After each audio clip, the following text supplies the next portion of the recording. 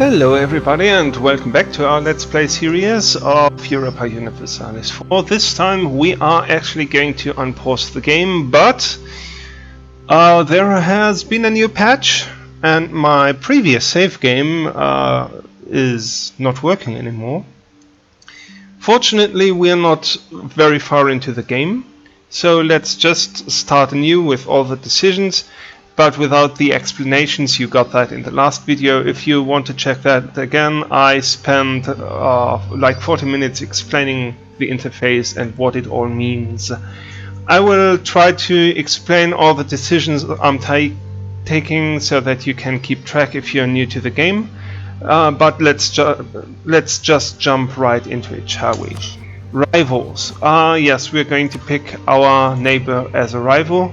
This will enable us to crush him more efficiently.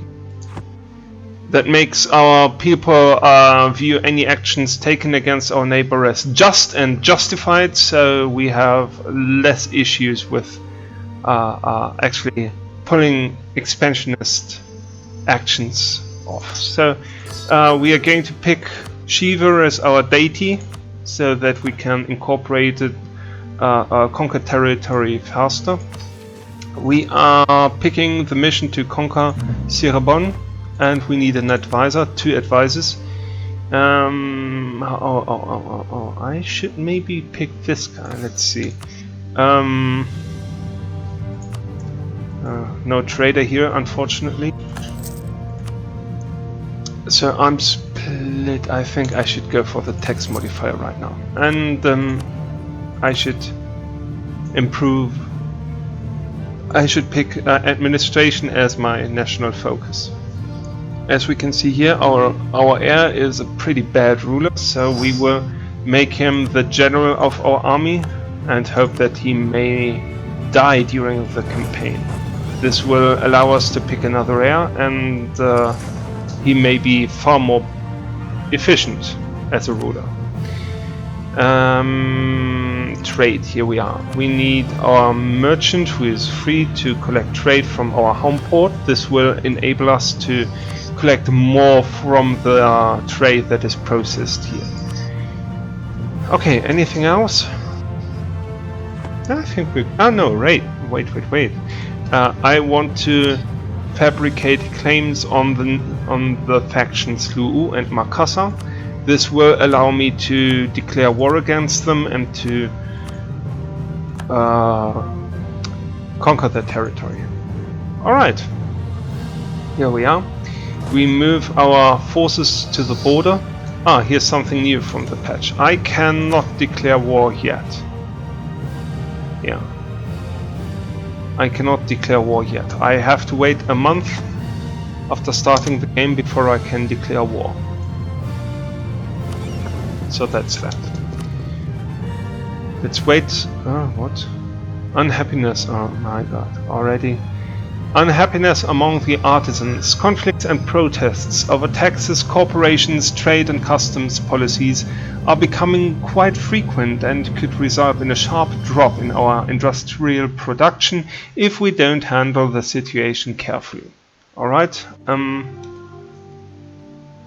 Oh, he's tracking him, isn't he? Huh.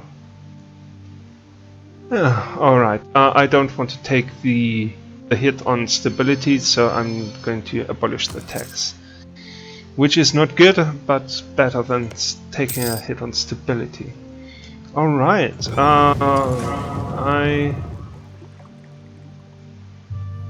Oh, here's the fleet. They just stay there, alright? 11, and we declare war. Conquest of Cirebon. I am, however, moving my army into... let's just go here though. Okay, this works well. We will both arrive here, alright. And this is effective. Yeah, looks like they've been... looks like they've reduced their maintenance for their forces. So apparently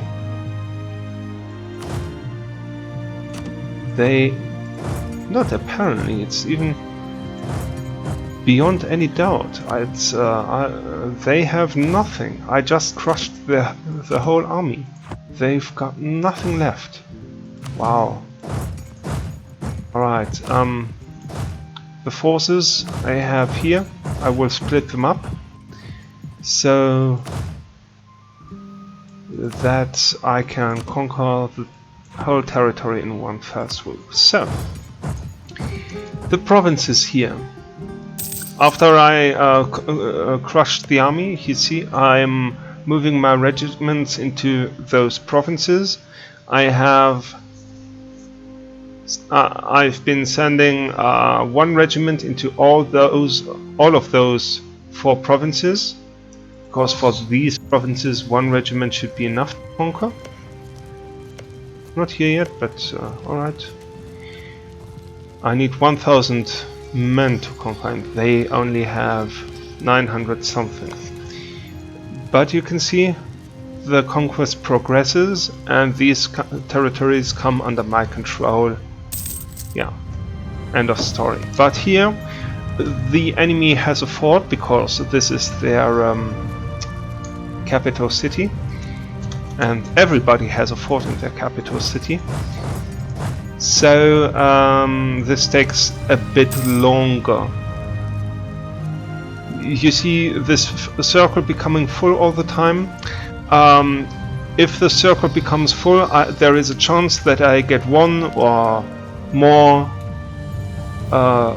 advances in the siege progress, and I need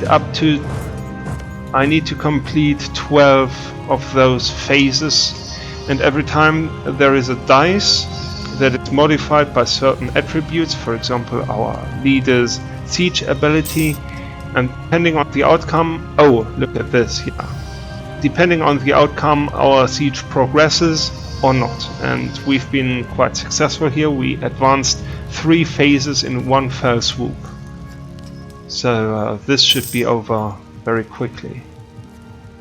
8. Let's... oh, very good, very good. They have capitulated. They have conquered all their provinces, and their navy gets driven out of port, and they confront my navy. So let's see. I think these should be their ships, and actually, yeah, actually I don't want a naval battle with them, so let's just make peace. I want to conquer this province. I want to subject them to being my vassal, and I want to get all their gold. Yeah, very good. Lots of gold. And then we will just make peace. Just make peace. We need 1 day to wait for their answer.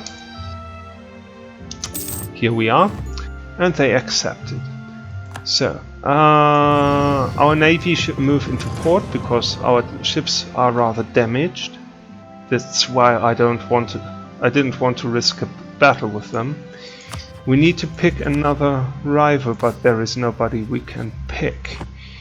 Our neighbor is now our subject. So, as we have conquered their territory, you can see they have a core on that province, but we do not. So we only have a claim.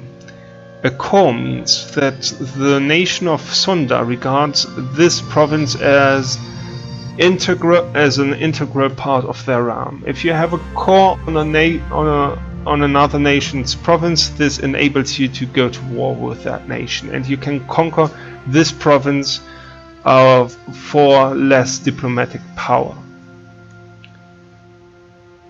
We do not have a core in that province yet, we only have a claim, and the claim means that we have some legitimacy in viewing this province as ours. The claim can never expire while Majapahit, that's us, owns and hasn't court the province. If the province is lost, the claim will expire on that date. Yeah. Claims expire 25 years after they are created, unless the claimant is at war with the owner of the province or the claimant is the owner. So a claim enables me to go to war over that province, and it allows me to claim that province for less diplomatic investment. Now that we have conquered this region, however, we need to make sure that we can hold it efficiently and make it part of our realm. Right now there is unrest in that province because the people there think that a foreign nation came and without any justified cause just conquered the province and subjected the people. So we are, to these people, foreign conquerors. Alright, let's have a look. They are of Javanese culture, and we ourselves are Javanese too. They are of Hindu religion, and both of these things are rather good. However, we don't have a core yet, and we just click here and say we want to make this province a core. For that we need to invest some administrative power, and we're going to do that now.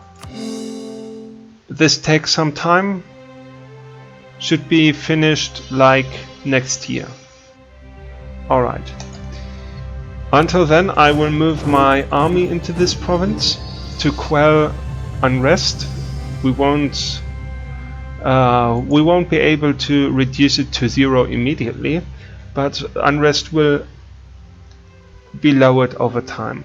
However, since we are creating a core here and try to tell these people, look, you are really part of our realm now, there is a reactionary movement and unrest is even higher now.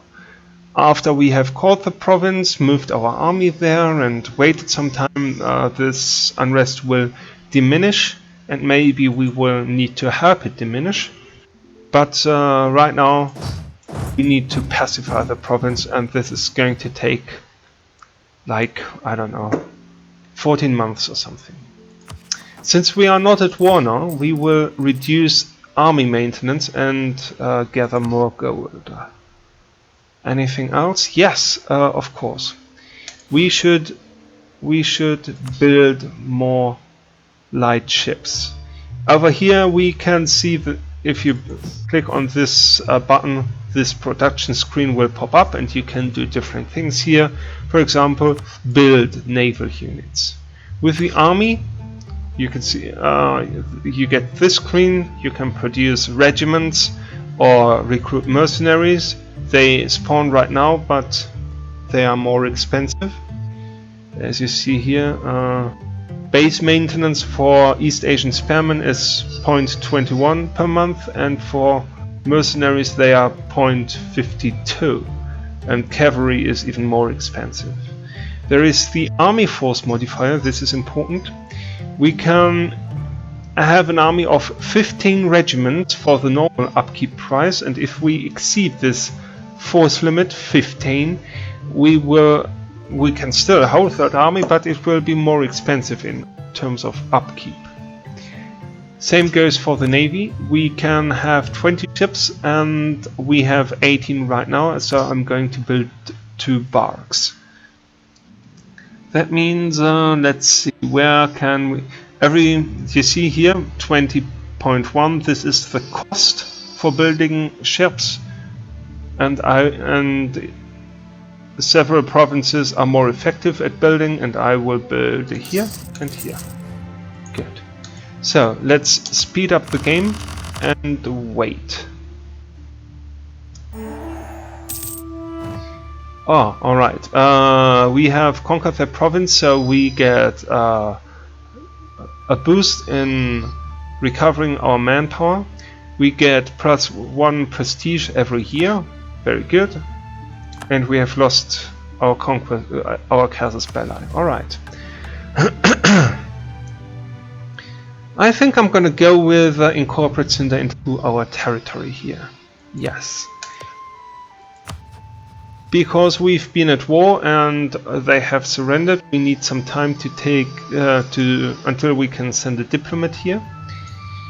Over here you can see two new icons. The one tells us that there is unrest in that province, we know.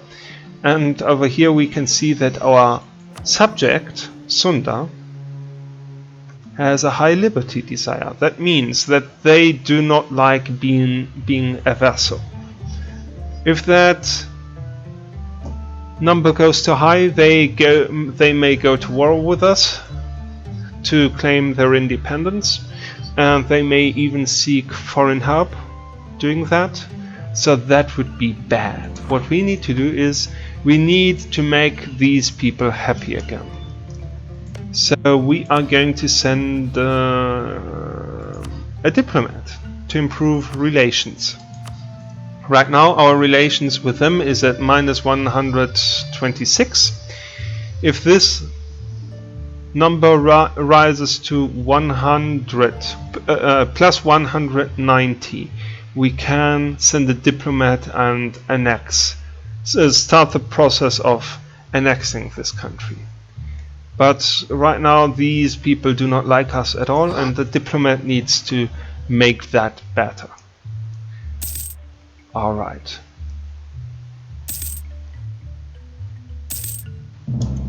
Okay, we have created cores on these two provinces. So let's see. Can't declare war yet because we don't have a diplomat, but right now we can do this. Bhutan, alright. And this one is allied with nobody. So Lu'u, which is holding the province of Palopo, is allied with Bhutan. And Makassar is not allied with anybody, so these are easy pickings because all those three one province miners are pretty weak.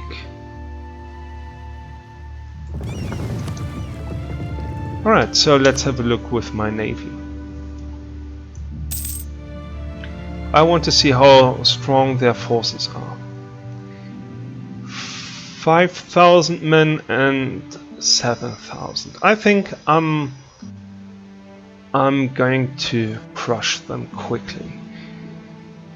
But first I want to wait until my relations with Sunda are better. And then I will move. Alright, so my navy is back in port. I will split my forces. First fleet will hold the transport ships and the light ships will move into second fleet. And second fleet will... no. Wait. Second fleet will protect the trade in our home port. This means that our our trade power in that trade node. Does it increase trade power? I think it's trade efficiency, right? Trade power, yeah. This having our fleet here will increase our trade power in that trade node, which means that we collect a larger share of the total trade in that trade node. See here, right now we collect 17% of the 50 ducats that are processed here every month. And once our ships are on their mission, we collect 25%. And the money that is processed here is even stronger because our ships protect the trade lanes, and this increases the money we can collect. So that's a pretty efficient mission. And once we have constructed our two ships over here, they will join the mission, and we will collect even more money from the trader. Okay. Anything else? They still don't like us, but you see the attitude increases already. So one thing I need to keep an eye on, two things I need to keep an eye on. First, none of these two may conquer the other, and this may not be out of control either. So what is this? Sumatra may not be unified, and Borneo may not be unified under a foreign power's leadership. So where are we here? Trade ship 1 joins the mission, trade ship 2 joins the mission. So you can just watch the number rise. Right now we collect 1.54 every month, and this climbs to... Alright, we have constructed the core here. Yeah, see? That's good. What else? We have constructed a core in Cirebon, and the unrest here, is dying down already. New trade research is heretical. We have complaints from several dignitaries in our country that the new practices of our merchants are clearly heretical and that we should put a stop to them.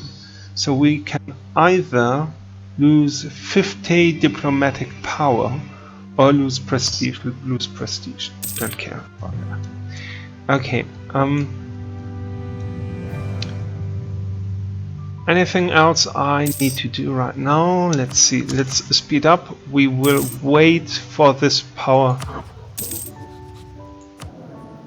Yeah. You see, the relation with our vassal becomes better and better since our diplomat is clearly working in our favor, which means that the liberty desire of the Sundanese people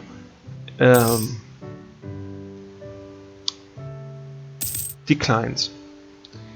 And right now it is below 50%, and maybe they will even agree to a royal marriage with us. Yes, they will. So clearly they will not pose a threat in the future. Right now we can go and pick a next target. I will end the no, not yet. I will increase the army maintenance modifier so that our army becomes an efficient force again. I will recruit some regiments. Let's see, 1, 2, 3.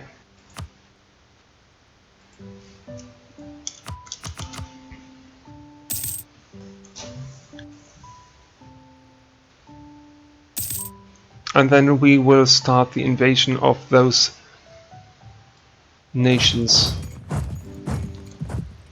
in the next episode. Because I will for now end the episode here. Anything else I want to explain before I leave? Yes. Over here you can see a notification about rebel factions. We have unrest in the province of Cirebon, as we know, and this may spawn a revolt in the near future. There is a 5.4% percent chance that